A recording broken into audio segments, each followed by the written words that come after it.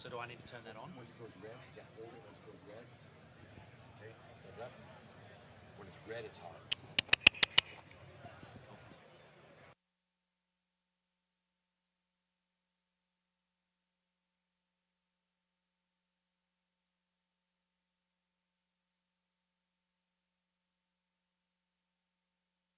Yep. Just push it once.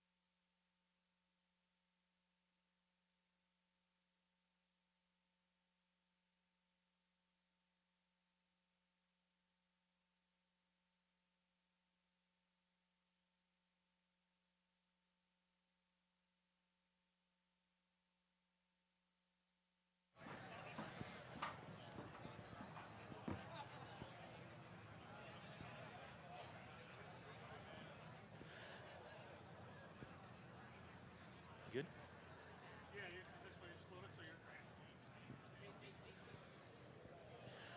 Okay, welcome everyone. Sorry for the short delay. We were just letting everyone get a bit more time into town. I know traffic's out pretty crazy out there, so thanks for bearing with us.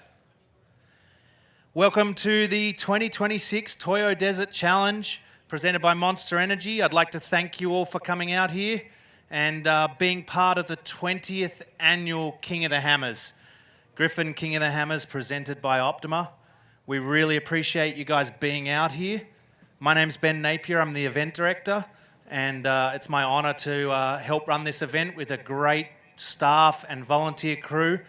There's hundreds of people out here helping put this together, and we really hope you guys, the racers, have a really enjoyable event, and that it's really enjoyable for you guys, and a great course out there and some good racing, good safe racing. To get us started is Chappie here. Come on up, Chappie.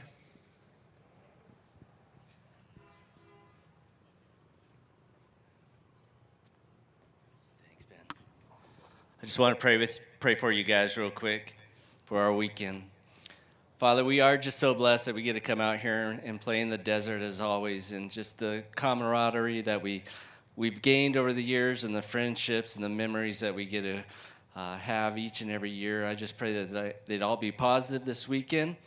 And as we go into qualifying and racing, 2 days of racing, that you would just be a part of each of these cars and buggies that are out there in the desert. And we just give you all the praise and glory in our lives. In Jesus' name I pray. Amen. Thank you. Thanks, Chappie. We had some great qualifying today. The limited cars are out there. And we'd like to congratulate our fastest qualifier, Corbin Leviton. Second was Brock Hager, and third was Chase Carr. They really laid it down, some good times, and everyone out there really threw it down. It's an 8-mile track, so we gave you a bit of a challenge for qualifying, and I hope you enjoyed it. Qualifying results and the final lineup for Saturday's limited race have been emailed out to you, to the drivers' emails. They're posted on our website and also on the King of the Hammers app. So they're out there now, so check it in, see where you're starting. Lineup for the unlimited race qualifying is posted, and the lineup for the race itself on Sunday will be posted after qualifying tomorrow. Now, we're sending you guys critical updates by email, but some of you have unsubscribed from the marketing for King of the Hammers. That means we can't send you updates. We are going to push out an opportunity for you to resubscribe so you can get these very important emails. If you get one, please resubscribe. We minimize any marketing, but you really need these critical emails. For people back home, for your crews, for your fans, where to watch. All the live coverage is linked on www.kingofthehammers.com. The YouTube for King of the Hammers has all the action. Live timing is linked from our website, as well as the racing tracks transponder tracking. So for the Unlimited guys tomorrow, first up we have qualifying, 8-mile track. You're starting on the left-hand side of the qualifying course near the Falcon trailer, running out of town across the cross-grain and down onto Melville Lakebed. You sweep around to the right. You must go all the way out to the hard right turn, where it then rejoins the existing racetrack. There's VCP 31 out there, and we have it turned on for qualifying. You then must go all the way to the top of the sand hill, where there's a big rock pile on your right. You're above the rock pile. That gets you VCP 32. You can then pick your own way back to town, either going over Baldwin's Leap or through the sand wash and up the standard racetrack way. If you go the lower way, you must climb all the way to the top of the shelf roads and not cut across towards the spectator fencing. There's wrong way signs and bunting out there. You must climb that hill and enter back door from the very top shelf road. Can I get the other mic?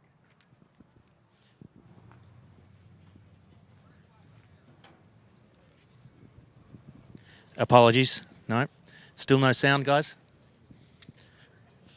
Can we get some sound? Sound? Sorry, guys. We'll be right back with you. Testing, testing, testing, testing, testing. Testing, testing, testing. Testing, testing. Testing, testing, testing. Okay, sorry, there we go. So, all the way to the top of the shelf road on backdoor approach, through the short course. As you come through the finish arch, please pull it in. Don't go racing through that finish arch. You've got to get it pulled up before the water barriers. Come straight towards the water barriers. There's a gap in the corner for you to exit straight through there. Or if you can get it pulled up, exit left towards the AccuTune trailer. Qualifying does not count to your overall race time. It simply gives you a starting position for your race. Again, it doesn't count to your overall time. Okay, tomorrow's operations. We're lining up for the Unlimited qualifying at 6:30 a.m. First car off the line at 8 a.m. Please don't be late. If we run late, we'll have to run shorter gaps between the cars. The limited race. Please line up 7:45 for a 10 a.m. start. Be near your vehicles at 9:30, ready to move on to the short course, where we'll have an anthem and opening ceremony before your race. Enter through gate 3 that you entered through today for tech. Come on down and you'll be guided to your start position by numbered cones. There's a New Zealand lineup crew from Ultra 4 New Zealand who will guide you there. Like me, they speak a bit funny, but hopefully they can get the numbers right for you. Don't wander away from your car. We need to move out at 9:30 so we can get going. In the morning, if you haven't got one already and you're racing the limited race, you may receive an additional tracker that's being used for our brand new Dirt Hub coverage. If you have Starlink, help us out by writing the network name and password on a piece of tape so we can get that link to it as quick as possible. It's really going to help us with our coverage because what we're doing is pretty cool. We're triggering cameras and everything based on where you are, and it's pretty space age, so help us out and get those trackers on there for us. On Sunday for the Unlimited race, 7:30 line up for a 9 o'clock race. Be ready to move onto the short course at 8:30 a.m. When you move onto the short course, whether it's tomorrow or Sunday, you can have one helper who has a pit wristband come out onto the short course with you. Once we've done the anthem, you can get out of your trucks for the anthem and out of your buggies for the anthem. You don't have to, but if you want to, do that. As soon as the anthem's done, jump back in. That person can help strap you in, tuck you in, get your nets up. There'll be a horn that'll blow a couple of minutes later. Please clear the starting grid when that horn goes, okay? That lets us get going. We can't get anything moving until everyone's off the track. Even if you're car 80, you need to have your crew off the track. Course notes. VCPs, 150-foot radius. Stay on the course. There is one that I'm watching especially, and it's at mile marker 45, VCP 26. It is down in a wash. You need to be in that wash. I know you guys are burning new lines across the top of it near the VCP. Get in the wash the whole way. We're going to restrict that one down. You need to be in that wash. You come round the big rock towards the bottom of outer limits and you jump into that really rocky wash. That is the racetrack. This year we've partnered with the Pro Desert Races and we've got a lot more timing equipment out there, and thank you to them for helping us with that. We've had crews running around the last couple of days. You might have seen them out there. We've got 8 loops on the course. So your fans at home, your crews are going to be getting these amazingly real time updates and position updates of where you are. So thank you to those guys. We're excited to have some extra T1s out here, and really cool to see them all out here, and I hope we can get even more next year. But what they bring to the race is more than just the trucks. It's some more support for us, and we really appreciate it. Okay, if there's anyone in a B4 vintage buggy, can you see me after the meeting? I'd like to hear how you went with the sand hill when you were pre-running. If we can't get up that hill, we'll make an adjustment. We made some changes during the week. With the level of dust, we wanted to run everyone on the longer course, and I think that's going to reduce the lap traffic and give you guys some better racing. But if the vintage buggies in B4 can't get up the hill, let me know. Everyone else, we're running the full course as announced. So tomorrow, the B3 and T4 class will race 4 laps. B3 and T3 racing 4 laps. T4 and B4 will race 2 laps.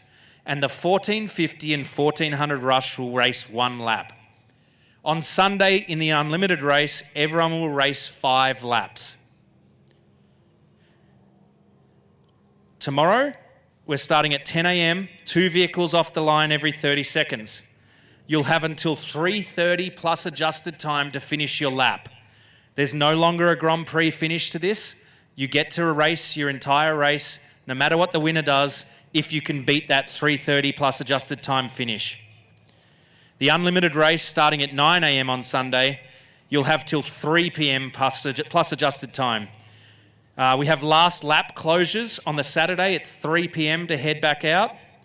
2:45 p.m. for those guys. And again, on the Sunday, you'll have to 2:45 p.m. to go out on your last lap.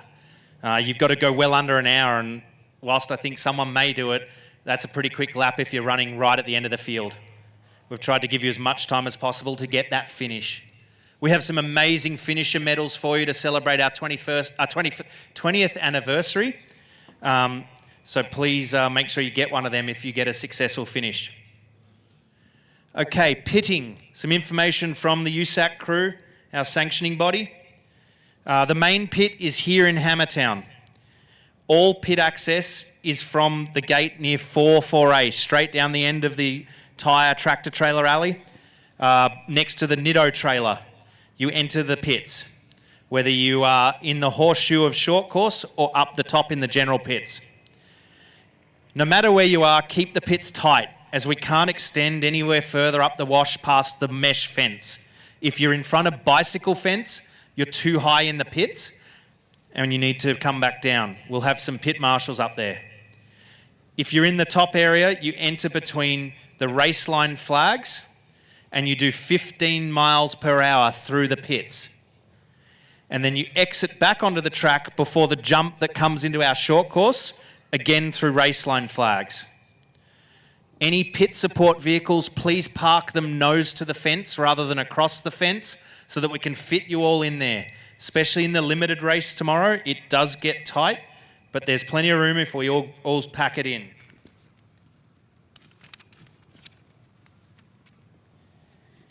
Anyone pitting on the short course, you have to pull off at Talladega if you're on this side of the short course and run down the side of the short course where we've got the big S-bend. at 15 miles per hour and re-enter either before or immediately after the start-finish arch. You can run to the left-hand side of the start-finish arch. We have a loop that gets your timing all the way to the fence. You may only pit in the Hammertown short course area if you're invited by one of the site holders, either one of your tyre companies or one of the teams that you work with. There's no pitting in front of the Can-Am grandstand or in front of the VIP tent. So Saturday, tomorrow, you cannot set up in this area of the race of the pits until after 9:40. I cannot have you setting up at BFG while we're doing the unlimited qualifying. Okay, so have your pit crews stage, and we'll let them in and get that sorted. There is a remote pit at mile 14, Bessemer Mine Road. This is an optional pit. You do not have to use it. You do not have to enter it. You can blow straight past it at race pace. If you enter it, it's 15 miles per hour through the entire pit. You'll go through a track of cones and back out onto the racetrack. Okay, 15 miles per hour. You must travel through the entire pit lane. You can't cut through the pit vehicles and back to the racetrack. Fueling. You must have a pit mat. Anyone fueling must be in a full fire suit, helmet, and the person closest to the fueling must wear an apron. If you're working on or touching the car whilst there's fueling going on, you must be in a full suit, helmet, gloves, etc. Refer to our rules if you're unfamiliar. Once fueling's done, then the rest of your pit crew can touch the car. We will have monitors up there. The first time, the USAC guys will ask you if they have to come back, it's a 1 hour penalty. If they ask you again for a third time, it's a DQ. Everyone in the hot pits needs a blue or teal wristband. No additional people are allowed in your pit. It's not a spectator area. It's not an area that you bring your kids. It's a working hot pit. Keep it clean. Keep everyone on the other side of the fence and safe. Keep your area clear. There's a lot of us to get in there. Think of your neighbours when you take the space.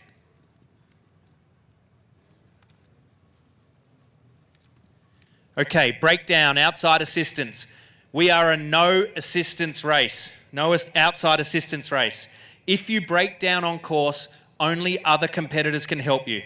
You can only pit in the official pits, and if you break down on live race course, you may have to wait for the end of the race for your crew to get you. If you break down on the Marine Corps base, your crew must contact race ops before attempting to recover you. They cannot just go in on the service roads of the Marine base. You'll have an unhappy meeting with their staff. Come to race ops, we'll get your crew an escort and we'll get you out of there. If you're out of the race and capable of self-recovery, please have one of your team come to race ops and let us know, so we're not trying to get out to you and get you back, okay? Tracking and timing. You should have received a tracker from Racing Tracks today and a timing transponder at the tech inspection. Please contact us over here if you do not have both of those units. You may have an additional tracker, as I mentioned earlier. If not, you'll be getting one in the morning. Officials will be at the finish line to remove the tracker and the timing transponder when you get there. If you do not cross the finish line, if you DNF, you'll need to return the unit yourself. If you do not return it, you'll be charged late fees or for the cost of the unit. So if you don't cross the finish line, please send your unit to race ops or to the media tent, which is just near the VIP tent up the hill from us. Do not give them to any volunteers or staff. They get put down, the guys get busy and they get lost, and you get billed. So please get them back to the right people. Tech. I've got a list that I'll read at the end of this. If you haven't passed tech, you won't be able to race. Please get through tech urgently. Radio and communications. Recovery or emergencies, go through Ultra 4-1, which is race ops 151-700. 151-700 is our race ops channel. Talk to the guys in there. I'd like to bring up Dave from Racing Tracks. He's going to talk through the unit.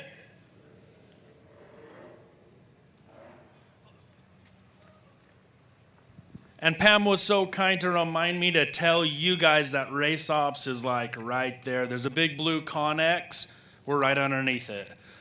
Same with the media tent. We'll have a bin that says Racing Tracks Returns. So just go and put it in there. You can put your transponder in there as well. We'll collect those also. Can we get that picture up?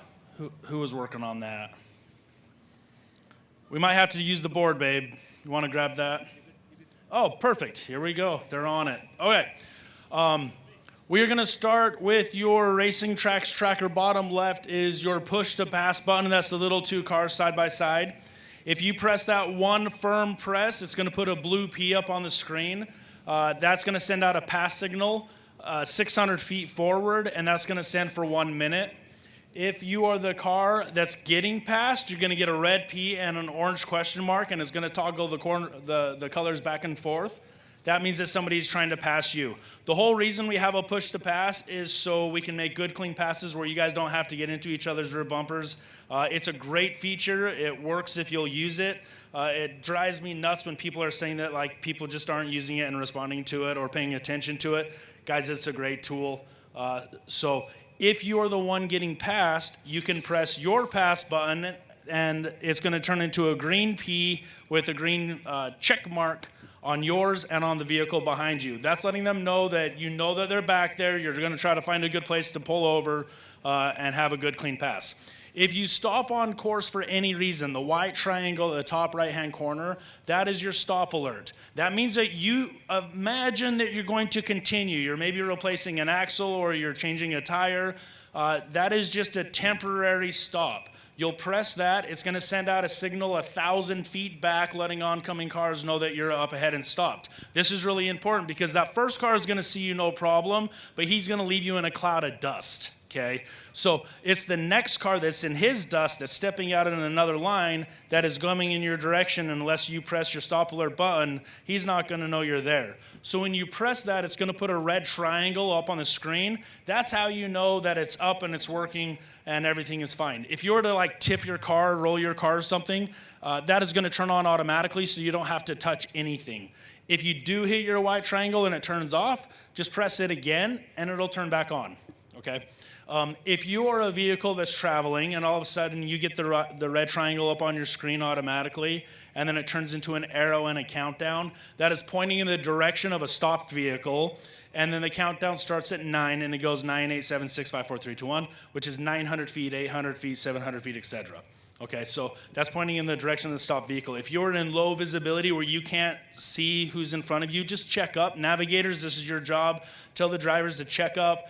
Get visible line of sight on the car that stopped ahead of you. Make a good, clean pass so nobody's T-boning anybody that's at 0 miles an hour. Once you start moving again, that'll turn off automatically. So that's how you get that to turn off, is just start going.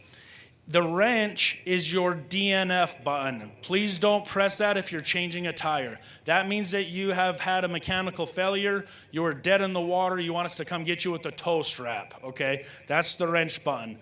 The medical button is in the middle right there. That's if you need us to come and give you medical assistance. If you accidentally press the medical button and it scans and says medical and you're like, oh crap, just hit your mechanical button. Maybe a couple minutes later, hit your mechanical button again. If I get a couple mechanicals after a medical, I'm going to disregard the medical.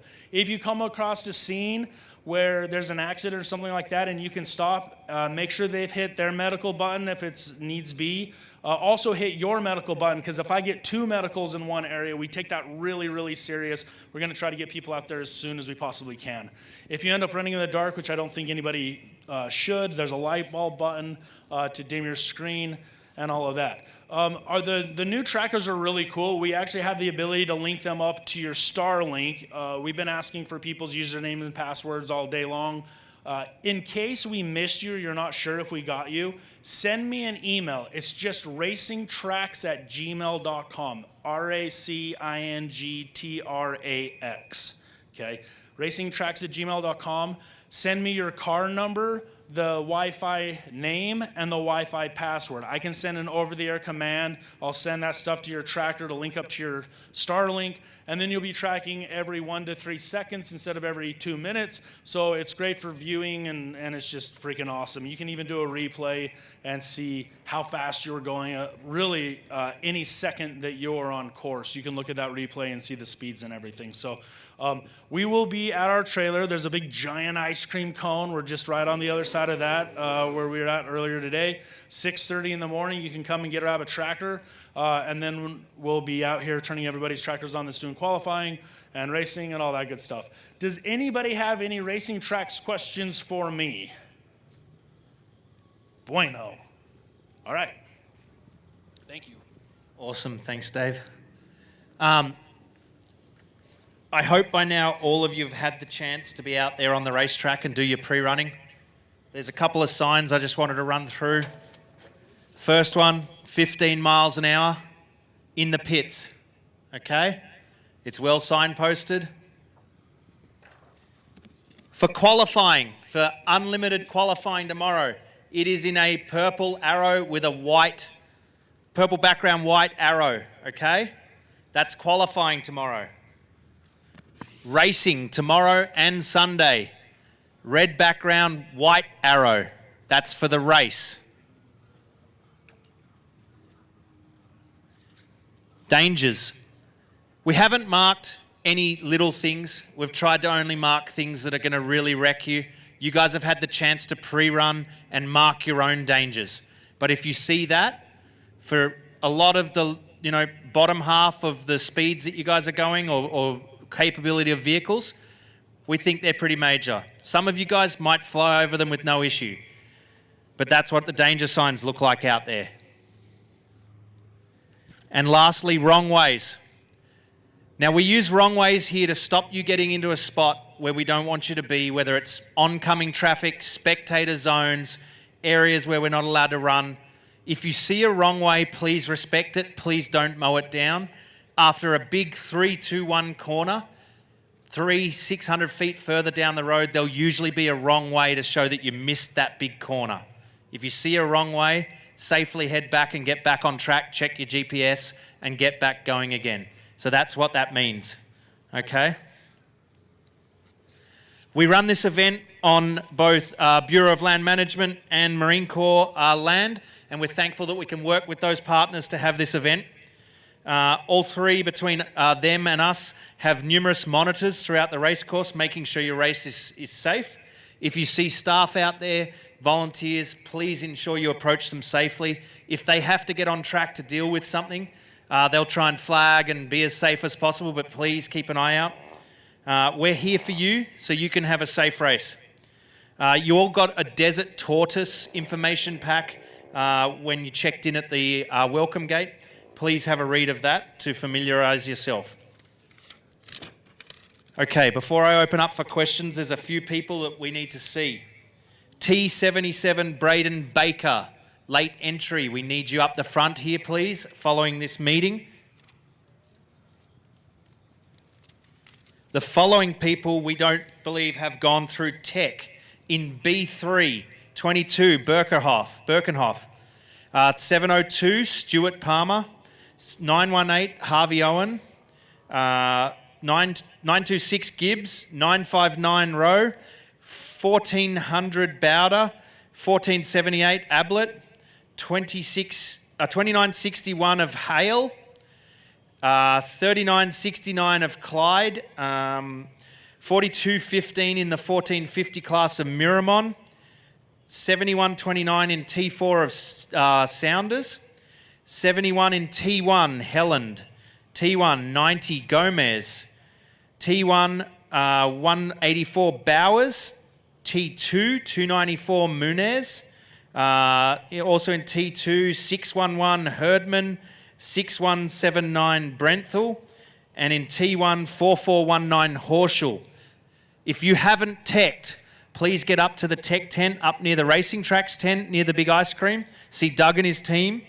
You won't be able to get on course tomorrow or Sunday without tech. Okay? So please go and see them. Okay. Are there any questions about what we've covered tonight? Course questions? Straight out there.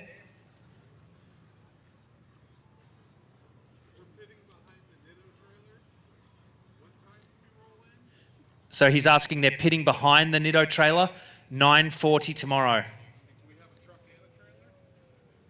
You can't have a trailer on the short course area. You can only have a pit truck. Yes, over here. Go up and see Doug. So if you missed tech, go and see Doug tonight and work out when he wants to see you. Okay? Over there.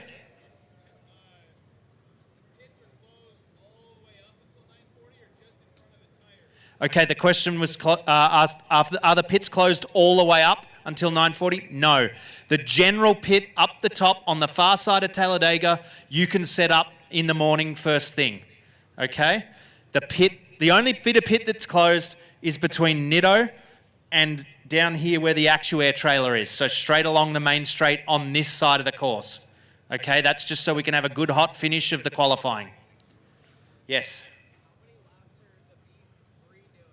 The B3 are doing 4 laps.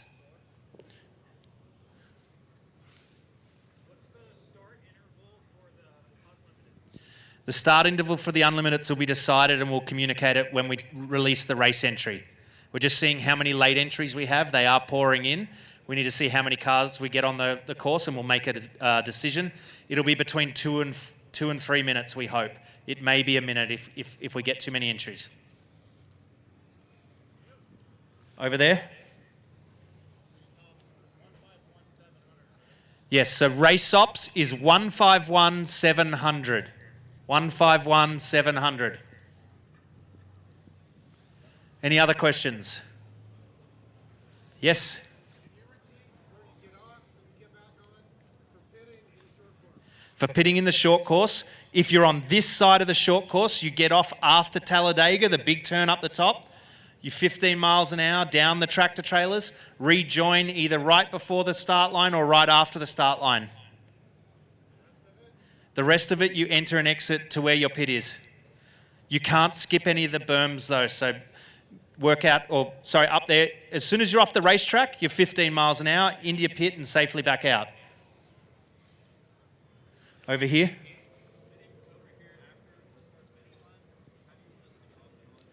Okay, so if you're pitting after the start-finish line, like where Milestar and Falcon are, if you're early in that, down where Shearer and those tents are, there's a gap in the corner barriers, in the water barriers. You exit there.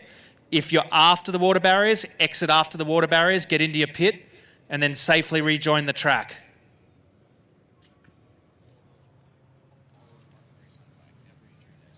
So everywhere that you can enter and exit the racetrack for the pits are marked with race line flags, okay? So look for pairs of race line teardrop flags. That's how we're marking the pit entries and exits, okay? Any other questions? Yep, out there.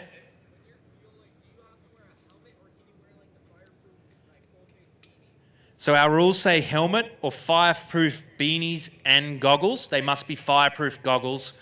Full face protection, but it must all be fire rated. Yes?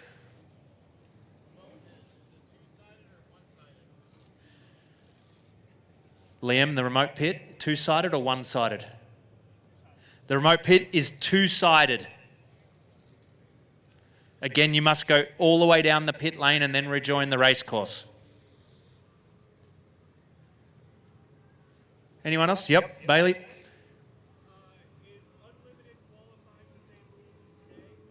Yes, so unlimited qualifying are the same rules as today. We did cover it at the beginning of the meeting, but 2 VCPs active, 31 and 32. You must hit them. That gets you on to the return part of the racetrack. Yes? So 31 is after the right-hand turn.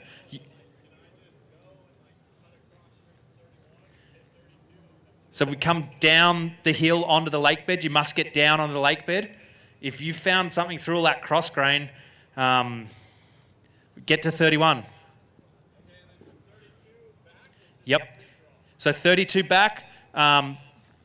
you're going to go down the hill somehow, find your way to Baldwin's or find your way through the rest of the race course and get at it.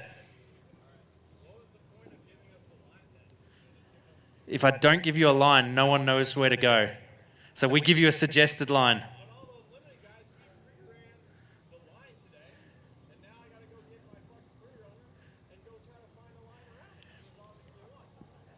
There are 1,000 lines out there now that you guys get so creative and you come out and make all these new lines every race. Yep.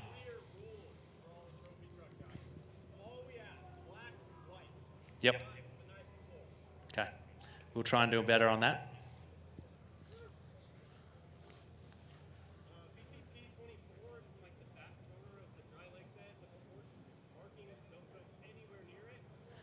Okay, you're the second person to tell me that. I'll get it checked first thing in the morning and make sure. Hit 24. Hit 24. If I need to move the markings, we'll have to check that. Can you guys take a note?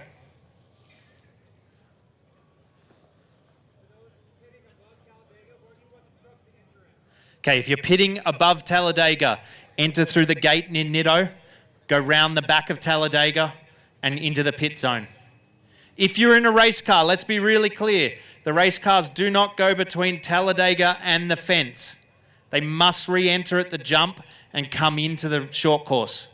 You do not go behind Talladega. Every year someone does it. Every year someone gets penalised. Yes?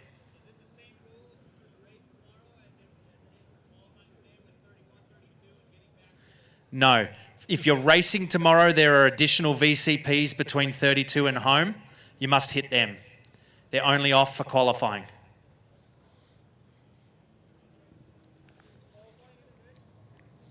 Qualifying is intermixed. You're starting fastest to slowest. Okay, we'll get hold of Doug. Doug, if you can hear us, please get to your tent.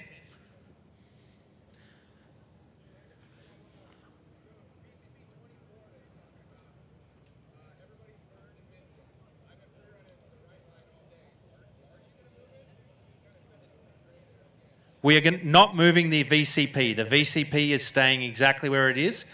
If it's marked to not hit the VCP, I will get the marking fixed. When I ran it a week ago, we hit all the VCPs with the marking.